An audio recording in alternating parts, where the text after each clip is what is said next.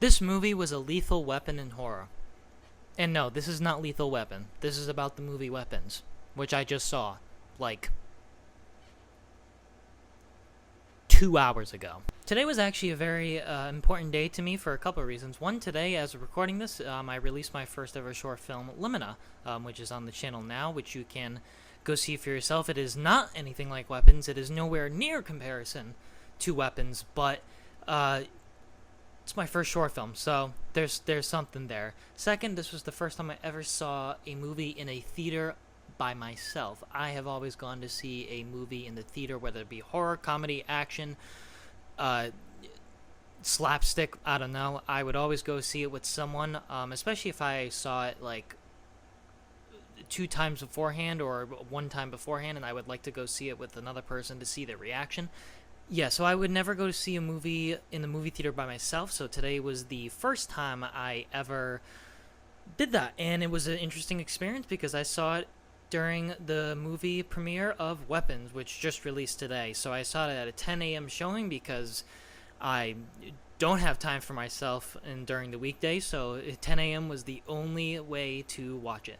And number third, as you can see, I am not at my usual station of recording. I'm actually kidnapped. I'm actually held hostage right now, so please send help. No, I'm kidding. No, I'm actually house sitting for someone, my mother. Anyways, so we're going to get into the meat and grind and the bones of this movie review. We're going to do the same thing as per usual, keep it spoiler-free, and then dive into spoilers towards it. So, without further ado, Weapons. Holy shit. This was great. Great.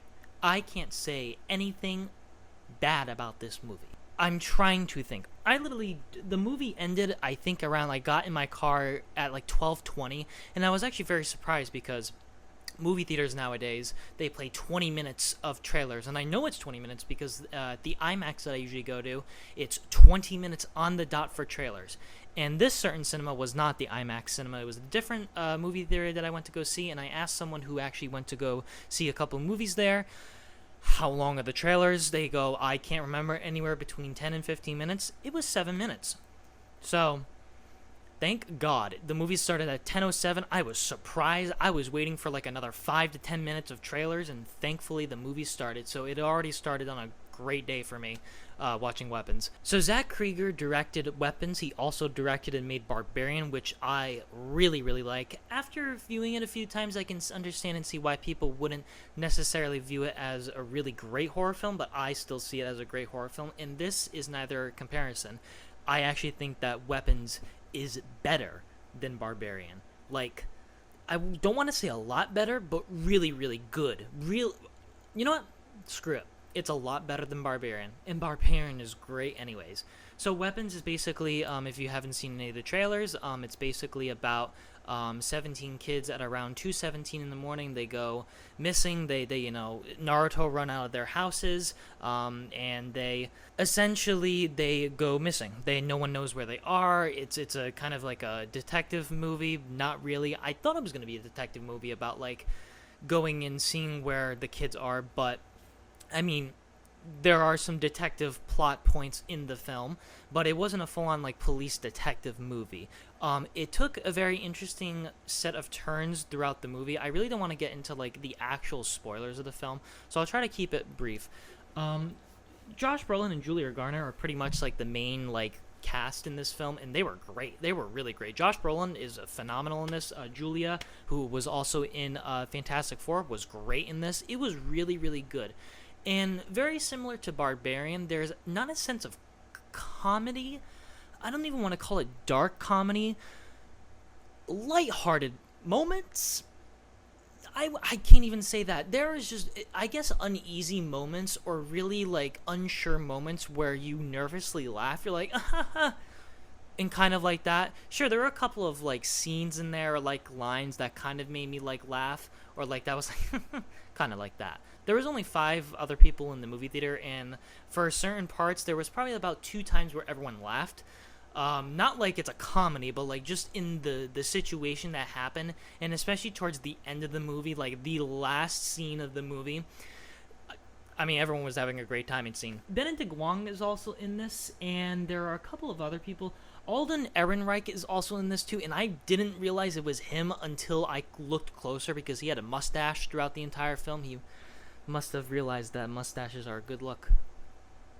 And basically, he's a police officer in this movie, and Benedict Wong is the principal of the school. So there's a lot of characters, and there's a lot of stories that intertwine. And I love films like that. I love movies that have different perspectives of stories, and they kind of intertwine. And that's basically what this movie is. The horror was pretty good. This was the first time, like I said, I ever went to go see a movie theater or a movie in a movie theater alone. And when I got jump scared, the first jump scare that happened, I jumped like this, like I had a stroke in the middle of the movie theater, and I looked around, and I don't think anyone else jumped. There was 2 other people in front of me. There was 1 person to my left, and I think there was a couple of people in the back. I couldn't see the couple of people in the back what their reactions were, but I definitely heard throughout the movie people were like groaning, people were like nervously like laughing, like there was definitely tension. But I think the first jump scare, I was the only one who jumped, so it looked like I had a stroke mid movie. Which was not the case. So the scares were pretty good. The tension was great, and it's obviously not. I'm not gonna say that it's not a jump scare movie. There's jump scares in it, but it's not overused. It's done well. The lighting, like Barbarian, is fantastic. There's a mystery aspect to it, and Zach Krieger is on a generational run right now. 2 back-to-back horror films that are, if I'm quite frank, peak. They are quite peak, in my opinion. This movie, I really can't go into it without spoilers. I think there's a metaphor or a few metaphors in the film. I literally just got back from the movie, so I'm gonna try to see if there are metaphors for a certain point that I'm going to make during the spoiler talk. But forget about that. Forget I said that. Forget I said that. This movie, like I said, the scares are great, the acting is great, the tension is great, the shots are really good. I wouldn't say that it wasn't overtly long. It's 2 hours and 8 minutes on the dot, and I'm gonna guess the last few minutes are the credits. Once director Zach Krieger showed up, I left the movie theater because I hope not there wasn't a Marvel credit scene. I mean, then again, Julia Garner and Josh Brolin are in there, so maybe there was a MCU credit scene, post-credit scene for the Phase 6 Marvel movies. Who knows? But it was, not that it was long, I definitely felt in a part kind of, I had to adjust in my seat a little bit. I was pretty locked in. For like 5 to 10 minutes of the film, I was kind of like squirming. I was like, I could have done something differently here. It's literally the smallest nitpick that I could think of. There really isn't much else to say about this movie without spoilers. This is really, really great. If you want to see my Letterboxd review, Letterboxd is going to be in the links down below. Oh, how could I forget? How could I forget this? Even though when I made a video about it, there's no AI in the film, or at least that I saw. I didn't stay till the end credits if it said there was no AI use in the film. So I'm really hoping that there wasn't. But from what I saw, there didn't seem to be any AI. There wasn't even that trailer, that character kid drawing in the movie itself, so I'm glad that wasn't even in there. I couldn't really see where AI would even be used in it, so this is a stamp of approval, at least from my eyes, that there wasn't any AI. And if there was AI used in the film, damn, it's still a really good movie. I can't lie. Overall, this was a really, really good horror movie. I think right now this might be... I still have to see the movie Together with Dave Franco and Alison Brie. I have not seen that yet, so I'm going to have to take a look. People are saying that's great as well, but right now, Weapons is... For 2025, it's up there for the best horror movies of the year. And I believe Nosferatu technically came out this year too, which is still up there on my list.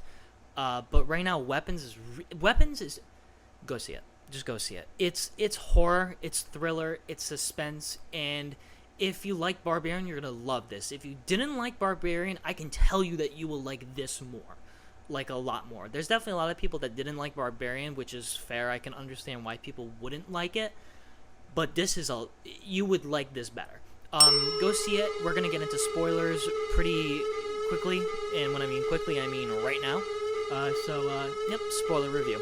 So spoilers. So, there is one scene, where I have to bring out because I've been thinking about it, and it talks about kids in the school going missing. And if you know the film, if you've seen the film, you'll know what I'm talking about, obviously. If not, and you just want to hear me blabber about the movie, cool. Thanks for sticking around. There's a scene where Josh Brolin is having a dream, and his kids is one of the kids that goes missing.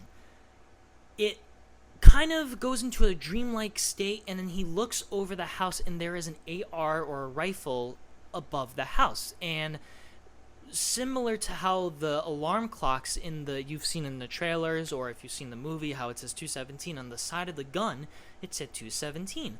So I was really, really interested, and this was in the beginning of the movie. I don't think the movie cracked 45 minutes, and it really intrigued me because I was like, is this movie going to go into a metaphorical stance where this movie's about school shooting, where there's 17 kids gone and we just don't know where they are?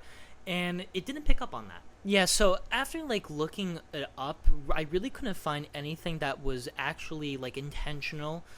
Oh, Zach Krieger really put the rifle in the movie because it's about school shooting. I didn't find anything about that. I just only found that it could just be a social political undercurrents for the horrible mass shootings that happen, in the United States. Go us, I guess.